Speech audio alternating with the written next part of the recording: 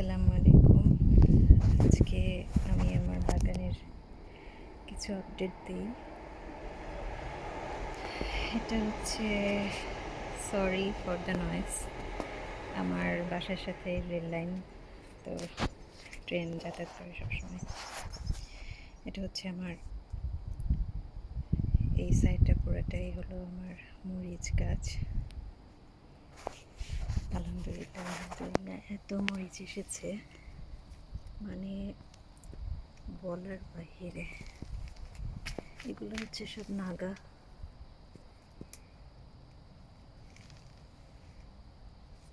যে নাগা মরিচে ভরা। নাগা মরিচের গাছ নিচে উপর থেকে দেখলে বোঝা যায় না যে নিচে এত। দেখেন কি অবস্থা, আলহামদুলিল্লাহ। আর এটা হলো ভূত ঝলকিয়া, ভূতের মতো দেখতে। আলহামদুলিল্লাহ আলহামদুলিল্লাহ, বাগানে আসলে একদম মনটা শান্তি হয়ে যায়।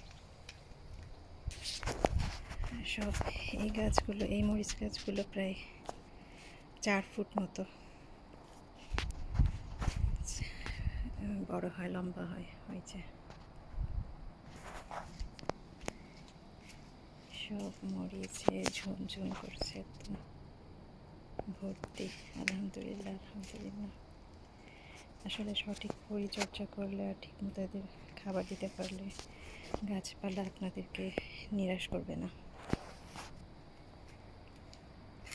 সব গাছে অনেক অনেক মরিচ। আমি এখানে অনেক রকম ভ্যারাইটির মরিচ লাগিয়েছিলাম।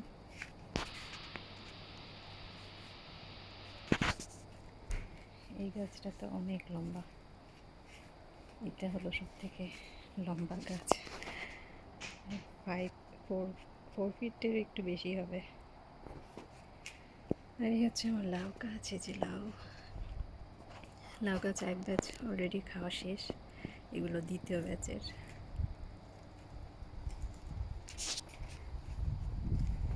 এখানে আছে, এই যে নিচে একটা। এখানে আমি 3টা গাছ লাগিয়েছি, তার মধ্যে 2টা আমি অনেক আগে লাগিয়েছি, মার্চের দিকে।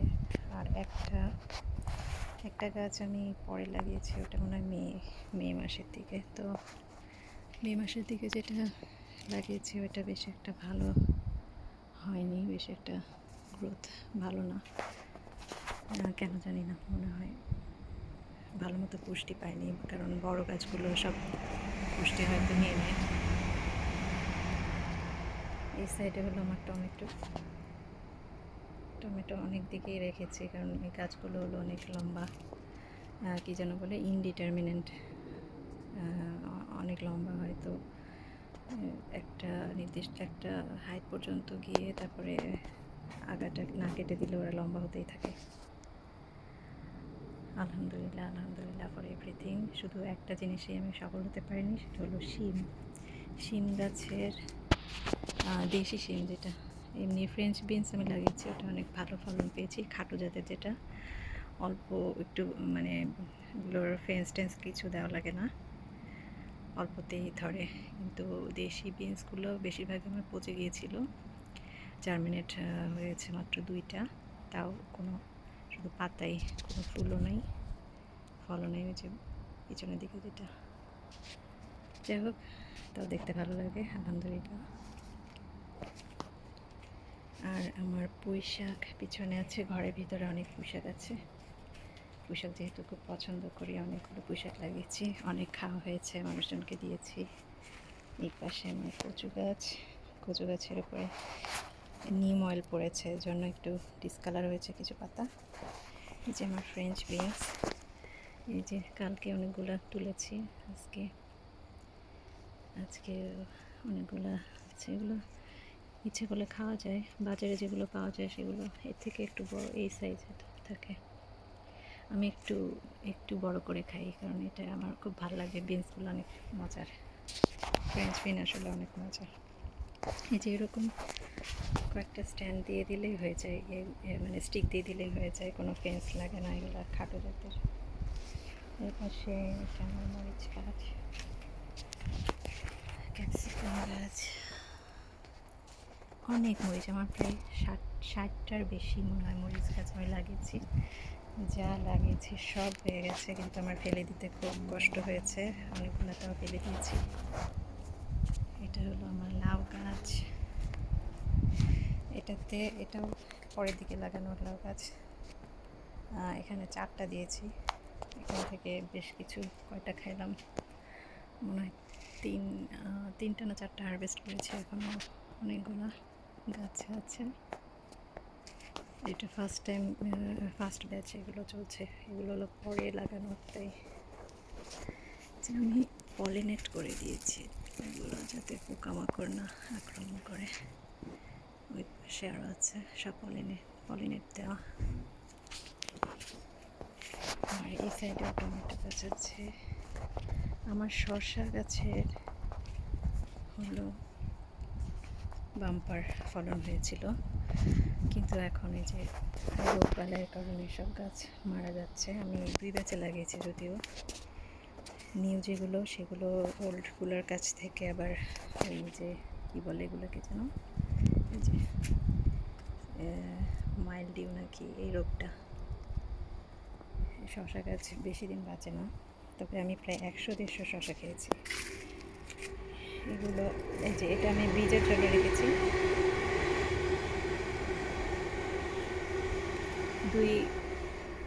দুই রকমের ট্রেনের এত শব্দ, 2 রকমের কিউকাম্বার আমি লাগিয়েছিলাম। তার মধ্যে হলো একটা আছে একটু স্পাইকি, যেটা অনেক বেশি ফলন হয়। এই যে এটা হলো স্পাইকিটা, এটা অনেক বেশি হয়, প্রায় প্রতি ডগায় ডগায় ধরে। আর একটা হচ্ছে স্পাইকি না, এই যে এরকম, এটাও হয়, ভালোই হয়।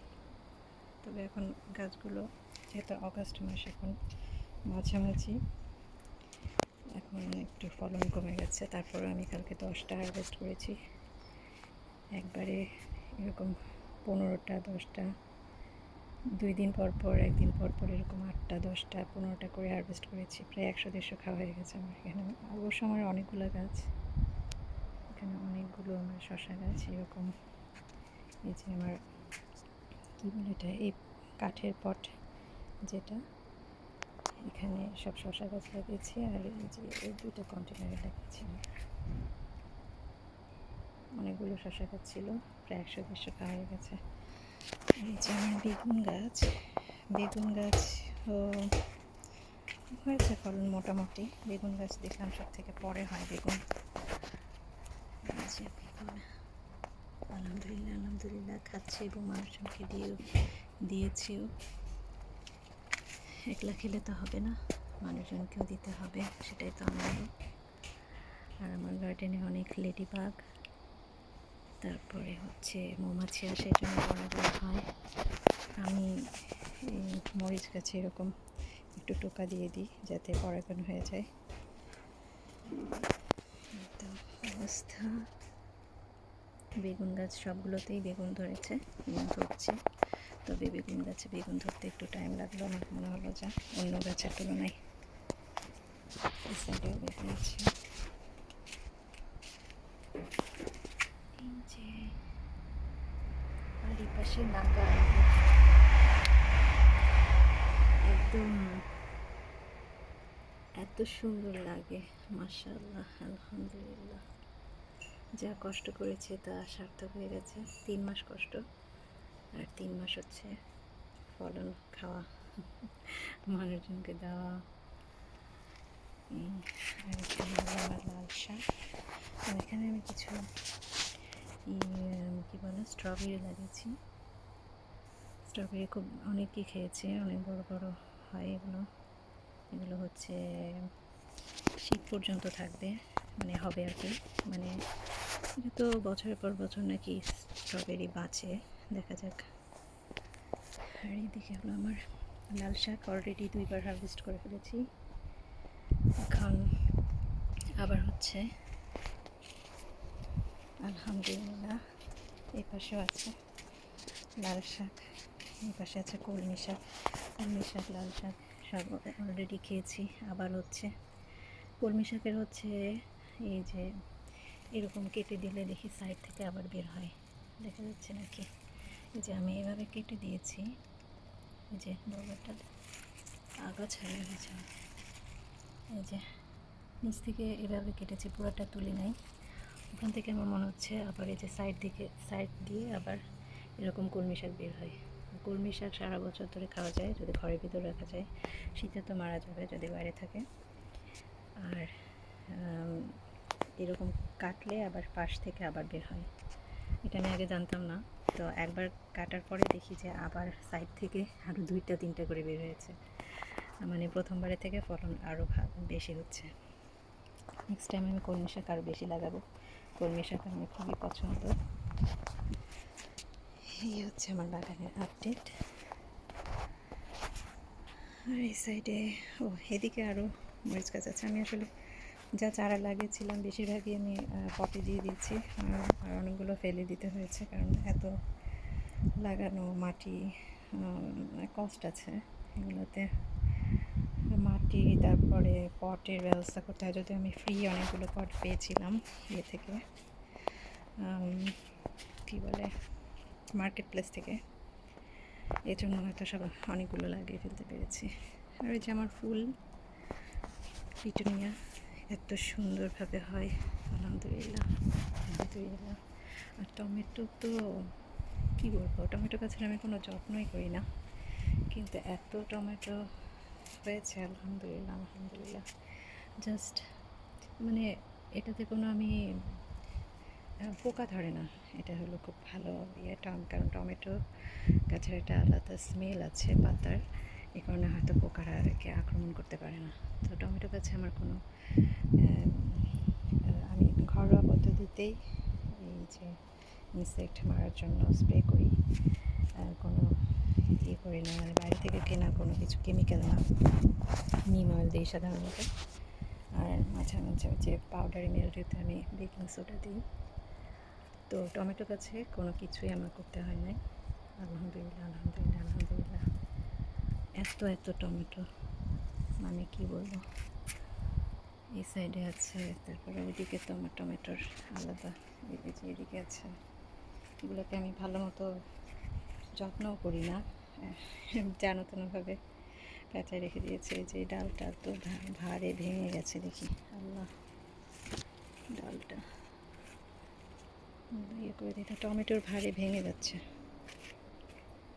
আলহামদুলিল্লাহ আলহামদুলিল্লাহ আলহামদুলিল্লাহ, কী বলবো, মানে যতটুকু কষ্ট করেছি আল্লাহ তার থেকে এত গুণ বেশি দিয়েছে আমাকে, সব কিছুর জন্য আলহামদুলিল্লাহ। আসলে মানে কৃতজ্ঞতা প্রকাশ করে শেষ করা যাবে না। তো সবাই ভালো থাকবেন, আমাদের জন্য দোয়া করবেন, আর আমার চ্যানেলটার পাশে থাকবেন, সাবস্ক্রাইব করবেন, অথবা ভালো লাগলে লাইক দিবেন। সবাই ভালো থাকবেন, আল্লাহ হাফেজ।